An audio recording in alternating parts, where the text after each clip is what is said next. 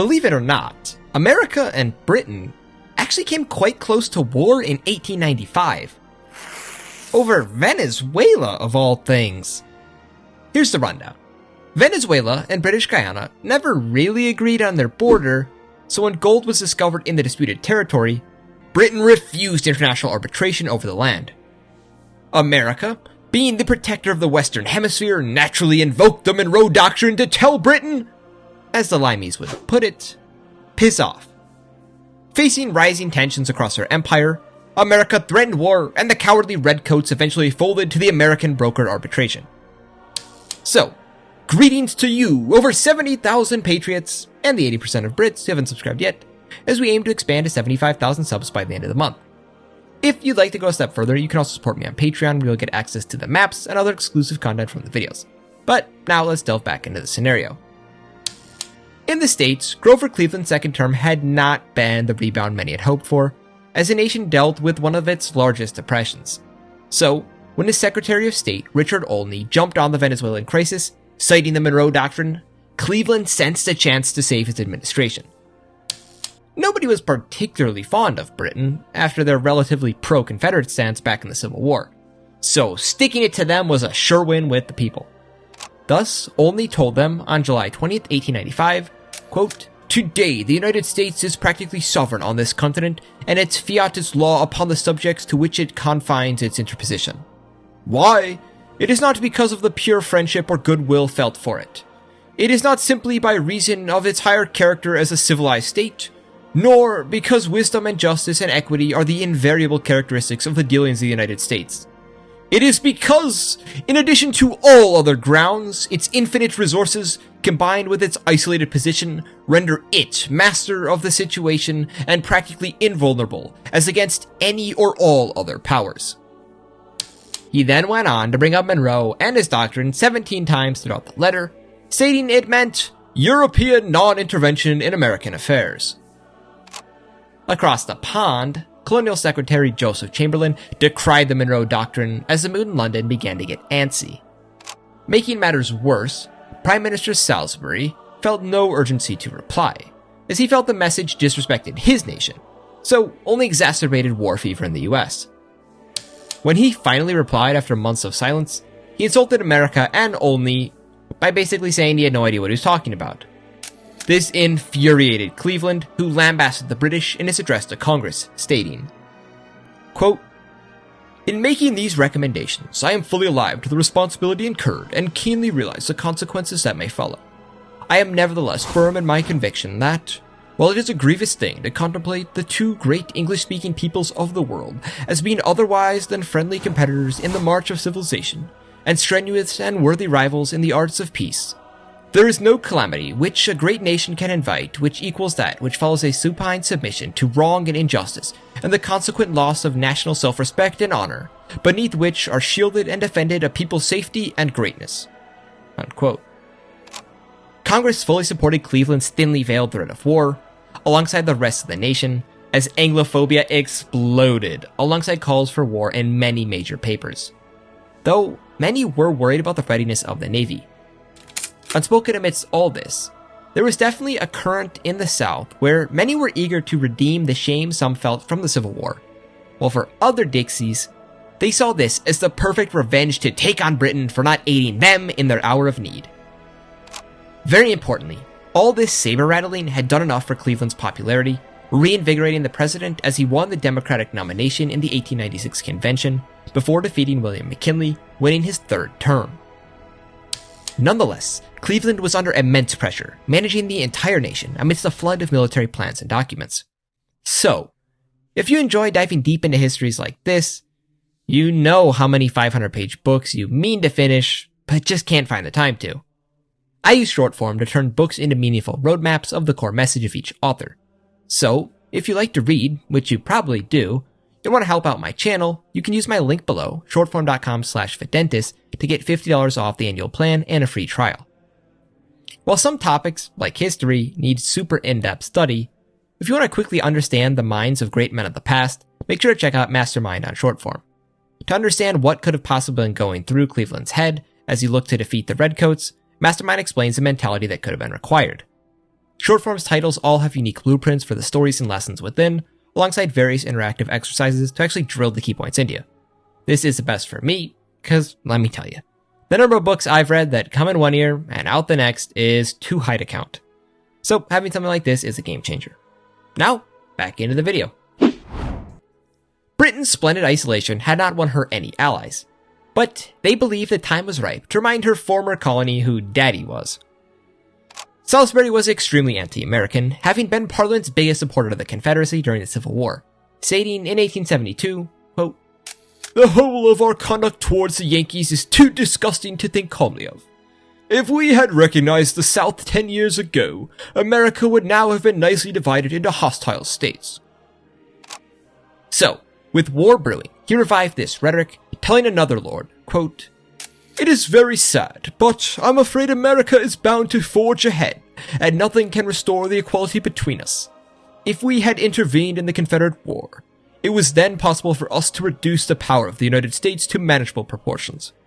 But two such chances are not given to a nation in the course of its career." Now, with that second chance open, he decided to seize the moment and instigate war. Despite the war fever in the States, the eastern seaboard was in no position to defend against the Royal Navy. The US had just one first-class battleship, 2 second-class battleships, and 1 new armored cruiser.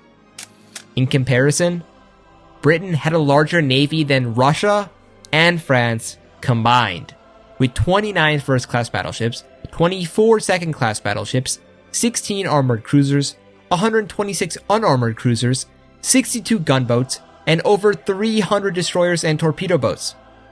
However, this was split across the entire globe, so couldn't be deployed into a single theater.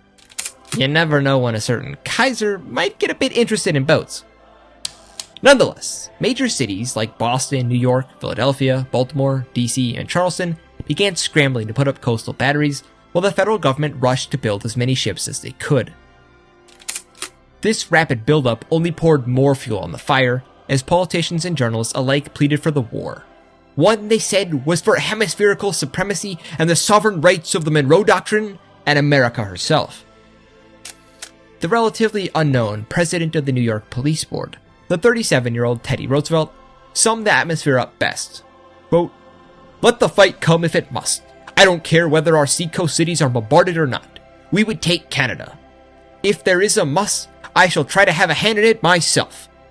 Personally, I rather hope that the fight will come soon. The clamor of the peace faction has convinced me that this country needs a war." Herein lay the crux of the American strategy. Sure, Britain might bomb a few East Coast cities, and perhaps take some distant islands, who cares?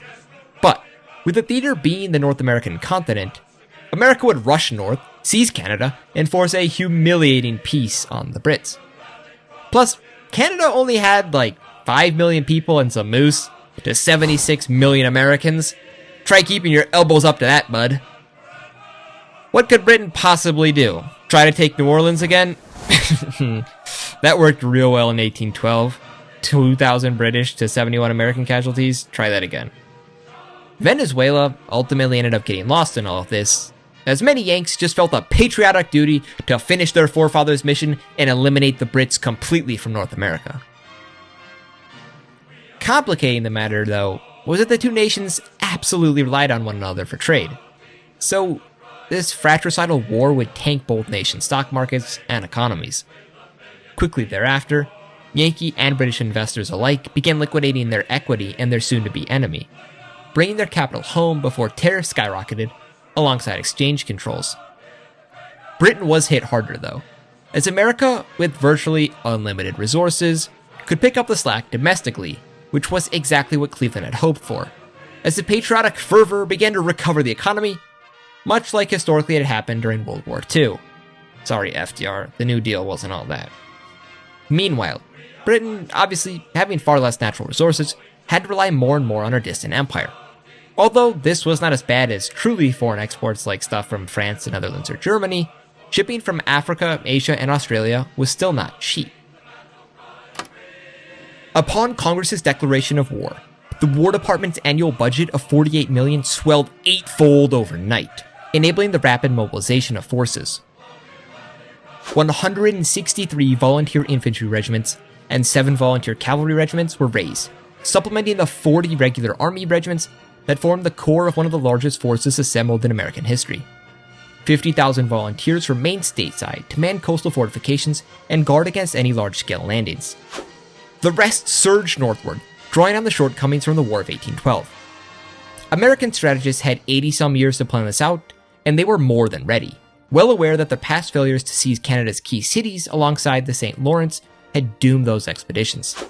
Thus, they divided their forces in 3, as the Army of the Great Lakes advanced from Detroit, the Army of Niagara from Buffalo, while a volunteer force under Teddy Roosevelt marched into Quebec. Canada's defenses were overwhelmed from the outset, as Britain's standing army of 136,000 was scattered globally, so they only had some 50,000 men when you included militias, compared to the 230,000 strong Americans. The Yankees quickly seized control of Lake Ontario, destroyed the St. Lawrence canals, and made rapid strikes against the Halifax and Pictou coalfields. Marine detachments, supported by Army engineers, demolished their infrastructure, denying Britain resupply points, isolating their vastly outnumbered men. By the end of spring 1896, America overran Nova Scotia, capturing Halifax's dockyards and vital coalfields, crippling Royal Navy operations in the Atlantic, taking Canada's major cities. Nonetheless, the British Navy proved devastating, defeating the US at the Battle of Long Island, leaving New York City vulnerable. British warships then mercilessly shelled the city, with Rear Admiral Lord Charles Beresford ordering the destruction of the 2-year-old Statue of Liberty in a barrage. Despite the destruction, the city remained well defended, though its commercial viability was useless as the ports were completely destroyed. Boston, Philadelphia, and Charleston endured similar assaults, but the British invasion of the Chesapeake was a failure, as the bulk of the American defenses were centered there, with fortified positions and mosquito fleets of converted tugs and yachts, armed with rams and rapid-firing guns. So DC and Baltimore were unmolested. Halfway across the globe, though, Britain took the opportunity to seize Hawaii. The Republican government, under Sanford B. Dole, established after the 1893 overthrow of the Queen, had hoped for American annexation, and knew, at the outset of the war, they were screwed. Despite having recognized the Republic, London knew this was their chance to steal the islands away from DC, so quickly rocked up with the Navy, captured the government, and reinstated the Hawaiian monarchy under the newly crowned Queen Kaiulani. Half Scottish through her father, Kaiulani had been raised in Britain, so was extremely partial towards Britannia. Cleveland, an avowed anti-imperialist of sorts if you don't count conquering Canada, who had once condemned the coup as a substantial wrong and had been more than open to restoring the Hawaiian monarchy, was actually quite relieved at this event as it took this headache out of his hands. By this point, America was riding high as she further enforced her seaboard, repelling 2 British amphibious assaults on New York and Boston respectively. Up north, she cemented her position after some minor fighting. With that, the war was effectively over. Britain knew there was nothing they could do to remove the Yankees, while America couldn't do anything to prevent the continued blockade. Thus, the Second Treaty of Gent was signed in July, as both sides were eager to resume trade. Britain was forced to cede the entirety of Canada as America made it clear they were never returning it. In exchange, America accepted Britain's borders in Guyana and recognized the Hawaiian monarchy. Britain, and Europe too for that matter, was extremely humiliated by the war. Nobody had truly cared about Venezuela. No fighting outside of some minor skirmishes even took place there. But, with the loss to the States, the extreme view on the Monroe Doctrine was effectively codified as the international standard, meaning anything, and I mean anything, going on in the Western Hemisphere ran through the White House. America quickly set about integrating their new Canadian territories, making good use of the vast increase of natural materials, as this helped spur the American economy, while Grover Cleveland was remembered as one of the most important presidents in American history. Not only had he completed Manifest Destiny and acquired Canada, but he also changed the precedent on presidents only serving 2 terms.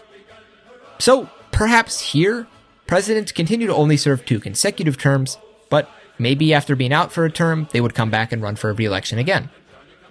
For Britain, things went from bad to worse. The sharks smelled blood in the water, and when they clashed with France over Sudan in 1898, Instead of backing off as they historically did, the French, confident in their chances, decided to fight. If you want to see a video on this potential Franco-British war that would have radically reshaped the globe in so many ways I can't even get into, make sure to like this video, and perhaps I'll make that one soon. In the meantime, watch this video on if Teddy Roosevelt had won the 1912 election, defeating Woodrow Wilson. Thank heavens. Make sure to subscribe to help me reach 75,000 subs by the end of the month, and consider supporting me on Patreon to get ad-free viewing, maps, and more. Lastly, don't forget to click my link below to get $50 off short form. Goodbye.